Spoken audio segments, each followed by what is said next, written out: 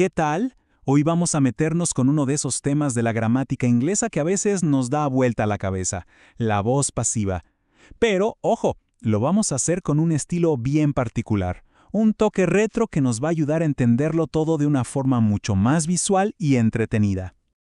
A ver, ¿no les ha pasado que están leyendo o escuchando en inglés y de repente una frase tiene una estructura que los hace pensar, esto suena distinto? A veces lo que importa no es quién hace algo, sino qué es lo que se hizo. Y esa pequeña diferencia, bueno, es la clave de todo lo que vamos a ver hoy. Y acá está el gran secreto. En la voz pasiva es como si tuviéramos un reflector. En vez de apuntar al sujeto, a quien hace la acción, lo movemos y ¡pum!, iluminamos por completo al objeto, al que la recibe. El objeto se convierte literal en el protagonista de la historia. Muy bien, ahora sí, entremos en materia. Hablando en serio, la voz pasiva la usamos cuando el objeto de la acción es mucho más interesante o importante que el sujeto. O también, y esto es muy útil, cuando simplemente no sabemos quién hizo la acción o la verdad es que no nos importa. Y ahora, a lo que vinimos, ¿cómo se arma todo esto? Miren, no es ningún misterio complicado. De hecho, es más bien como una fórmula secreta, una especie de receta con 2 ingredientes clave, que una vez que la conozcan, la van a poder usar siempre. Vamos a revelarla. Pensemos que armar la voz pasiva es como mezclar una canción. Para que suene perfecta, como en esta consola de audio, necesitamos combinar 2 componentes esenciales. Son nuestros ingredientes maestros. Ok, ingrediente número 1, el famosísimo verbo to be en presente, o sea, am, is o are, según nuestro objeto. Y el segundo ingrediente, que es crucial, es el pasado participio del verbo principal. Sí, esa tercera columna de la lista de verbos que a todos nos ha dado algún dolor de cabeza. Juntamos esos dos y ¡listo! Se hace la magia. Bueno, basta de teoría. Es hora de poner la fórmula en práctica. Y para que sea más fácil de recordar, vamos a hacer un pequeño viaje al pasado con algunos objetos retro que nos van a servir de ejemplo. Así que prepárense, que despegamos. Pero, un momento. Antes de lanzarnos con los objetos, hay una regla de oro que es súper sencilla. Si nuestro objeto, la nueva estrella de la oración, es singular, o sea, uno solo, vamos a usar is. Si es plural, 2 o más, usamos are. ¿Fácil, no? Bueno, ahora sí, vamos a verlo en acción.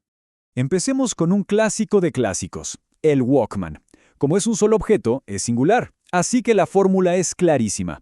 The Walkman, que es el objeto, más is, más el participio, considered. The Walkman is considered a vintage icon. ¿Vieron? ¡Perfecto! Va otro ejemplo en singular.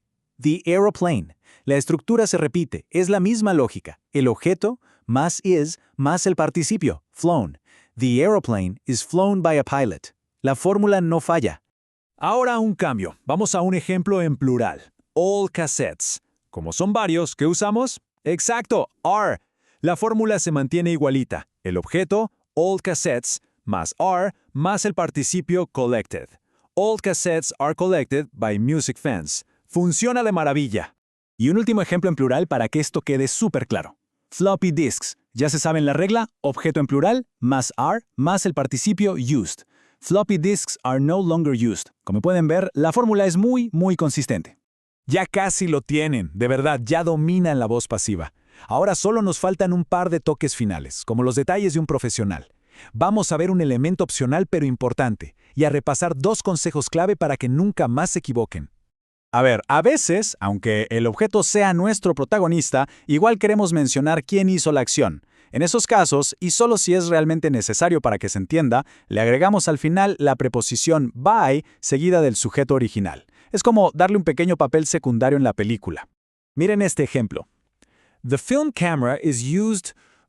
La oración así ya funciona, pero si quiero agregar la información de quién la usa, simplemente le añado by my grandfather. La cámara de rollo es usada por mi abuelo. Así de fácil. Y para cerrar con broche de oro, 2 consejos que son vitales. Primero, la tercera columna de los verbos es la mejor amiga de la voz pasiva. Siempre, pero siempre, se usa el participio pasado, como written, nunca el verbo base. Y segundo, para no confundirse, háganle una pregunta a la oración original. ¿Qué o quién recibe la acción? La respuesta a esa pregunta será el nuevo sujeto. Y bueno, con todo esto ya tienen las herramientas para dominar la voz pasiva. La verdadera pregunta ahora es, ¿qué otros objetos, ya sean retro o modernos, se pueden describir usando esta estructura? Recuerden que la mejor forma de que no se olvide es poniéndolo en práctica. ¡Hasta la próxima!